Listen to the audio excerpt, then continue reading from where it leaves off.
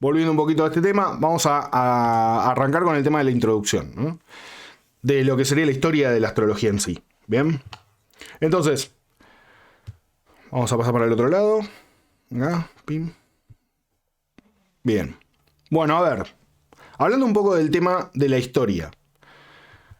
¿Desde cuándo tenemos la astrología o conocemos la astrología? La verdad que es tan antigua como el conocimiento del hombre, básicamente. Registros escritos tenemos desde los primeros registros escritos de la humanidad. O sea, básicamente tenemos registros escritos de hace 3000 años. Entonces decía, tenemos registros de astrología desde que tenemos registro de la humanidad, básicamente. O sea, esto data de mucho antes inclusive que la escritura, ¿no?, humana.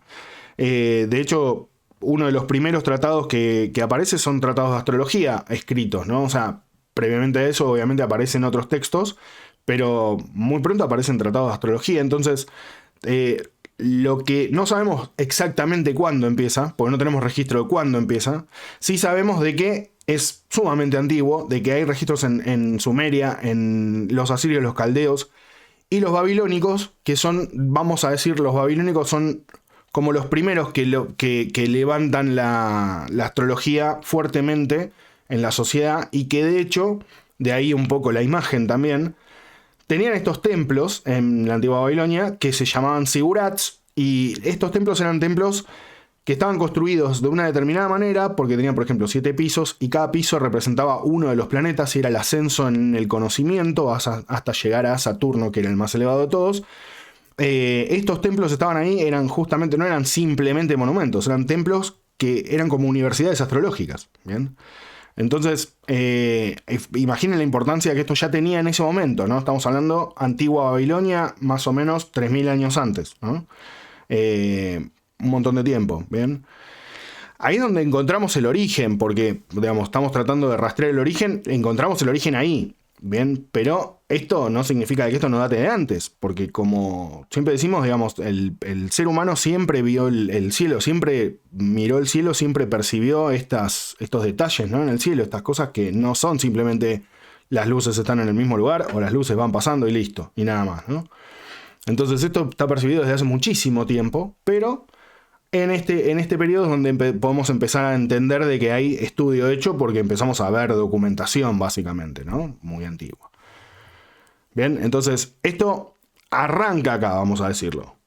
¿Dónde es donde nosotros realmente empezamos a encontrar un reflejo grande con la astrología? Esto empieza a pasar ya más adelante, cuando avanza, cuando Grecia, básicamente, Grecia toma el mismo paradigma de astrología. O sea, esto viene cambiando, viene pasando de asirios, caldeos, sumerios, babilónicos, egipcios, árabes.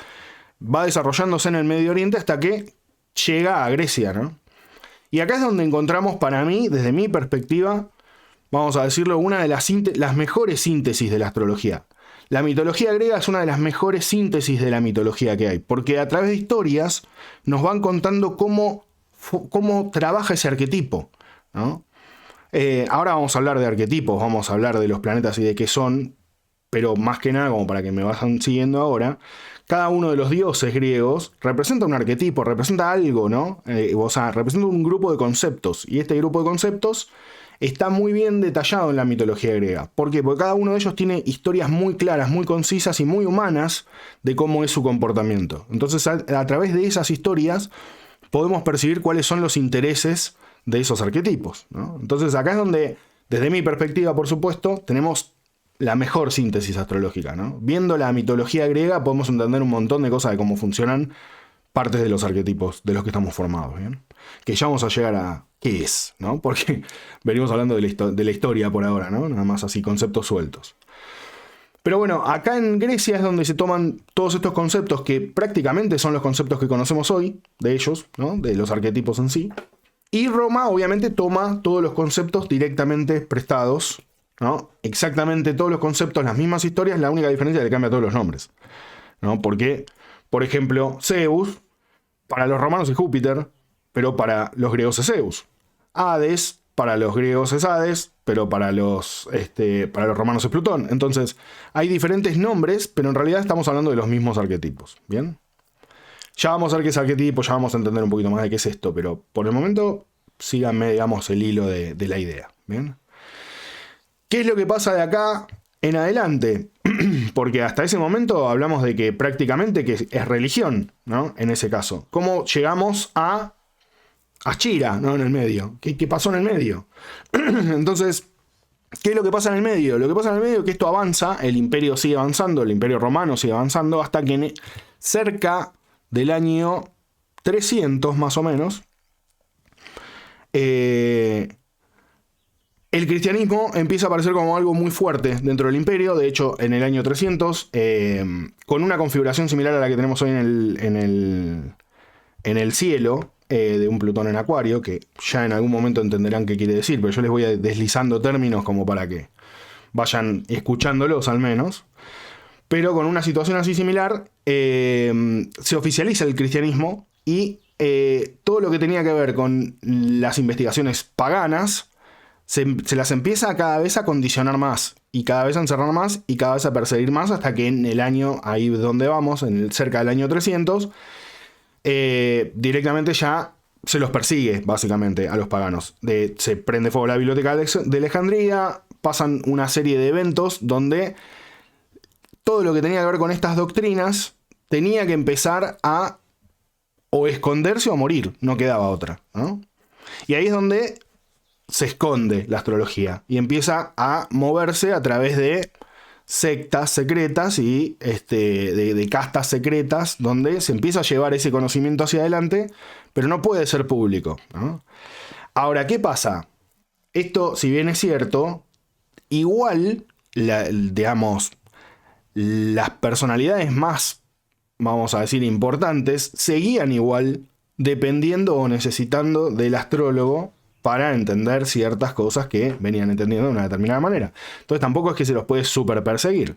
Ahora, ¿qué pasa? ¿Qué es lo que más se favorece en esa vuelta, digamos? Lo que más se favorece es la predicción, ¿no?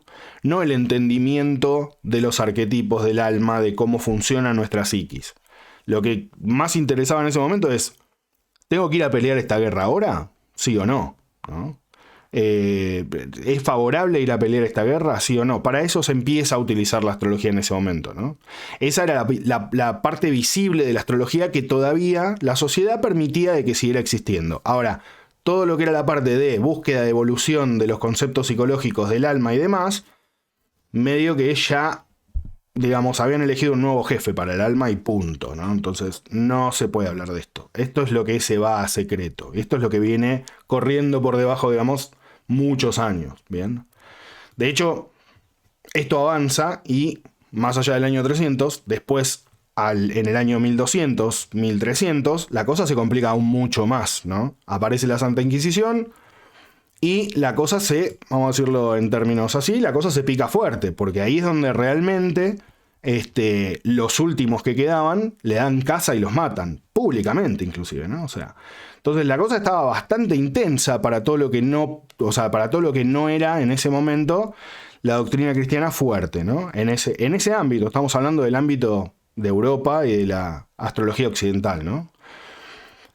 Bien, hasta acá más o menos me vienen siguiendo, ¿no? Acá acompaña un poco la historia de la humanidad, básicamente, ¿no? Entonces, en esta época es donde hay una persecución muy grande, se le da caza y muerte a un montón de gente, pero aún así se siguen, como digo yo, transmitiendo estos conocimientos a través de sociedades secretas, ¿bien? Esto sigue así un tiempo y hay un momento en el cual, con este muchacho que está en pantalla, que es Isaac Newton, hay un momento donde ya inclusive el paradigma de la fe empieza a perder de alguna manera la misma fuerza porque empieza a aparecer el pensamiento científico. Y empieza la demostración empírica de un montón de procesos naturales. Y acá aún más todavía, ¿no? Porque ahora demostrámelo encima, ¿no? Entonces es mucho más complicado. Ya ni siquiera es una cuestión de filosofías que son adversas, ¿no? Acá ahora ya además aparece la prueba empírica, además aparecen un montón de cosas. Aún así, Isaac Newton era astrólogo, sabía de astrología, tenía muy clara la astrología. De hecho, hay una frase que siempre lo han criticado a él por la astrología y él en algún momento hace como un comentario similar al Vos no sabes astrología, ¿no? No. Claro, por eso lo estás criticando. O sea, básicamente, si superas astrología no estarías criticando lo que estás criticando porque es otra cosa en realidad, ¿no? Pero bueno, esto desde que el mundo es mundo pasan así, ¿no? Ahora, lo importante de él, en particular él, y por eso lo pongo en la foto, es porque es como que tiene un pie de cada lado, ¿no? Porque, vamos a decir, él es el que pone, el que da el puntapié inicial para lo que es el pensamiento científico en la humanidad, pero por otro lado también tiene una carga muy grande de todo lo que es astrología, psicología y demás. Se lo conoce por La Manzana, que fue, vamos a decirlo, es como la peor película de Newton. Tiene unas cosas que vos decís, ¿y este tipo de dónde salió? O sea, no tenía ni agua caliente en ese momento. ¿Cómo hace? Bueno, en fin. Es un, vamos a decirlo, es como una personalidad muy fuerte en todo esto, porque como digo, tiene un pie de cada lado, viene con un conocimiento astrológico muy grande y sin embargo proyecta todo el pensamiento científico de acá en adelante, ¿no? De acá en adelante empieza todo mucho más a complicarse en ese sentido, ¿no? Ahora, seguimos. ¿Qué es lo que pasa? ¿Cómo llegamos a esto, no? O sea, de todo lo que acabamos de hablar, ¿cómo llegamos a esto? Bueno, un poco, creo que durante la charla viene la explicación también, ¿no? Se persigue la doctrina, entonces se secretiza. ¿Qué es lo que queda así realmente visible? La porción astrológica. El astrólogo que consultaba al rey para saber si podía ir a ganar una guerra. El astrólogo que consultaba al rey para saber si el niño tenía que nacer, en qué momento y cuándo y demás. Y todo ese tipo de cosas, ¿no? Hablamos de que yo siempre hago este comentario, los que ya han estado en clase ya lo saben, pero hablamos de que esto era tan fuerte en su momento que había reyes que habían muerto por no haber sido, digamos, paridos en el momento correcto, por aguantar el parto hasta el mediodía, porque en el mediodía el sol se pone arriba y por lo tanto es una condición de mando dentro de la carta natal. Entonces han muerto reyes esperando el momento correcto de nacer para que sea un buen rey. Imagínense lo que condicionaba a la humanidad esto, ¿no? En algún momento. Y no estoy hablando de hace mucho tiempo de esto, estoy hablando de los reyes de Francia, o sea, estamos hablando de hace poco, porque empezamos hablando de hace 3000 años, pero de esto que yo estoy hablando estamos hablando hace poco. O sea, imagínense cómo condicionaba, ¿no? Todo este asunto.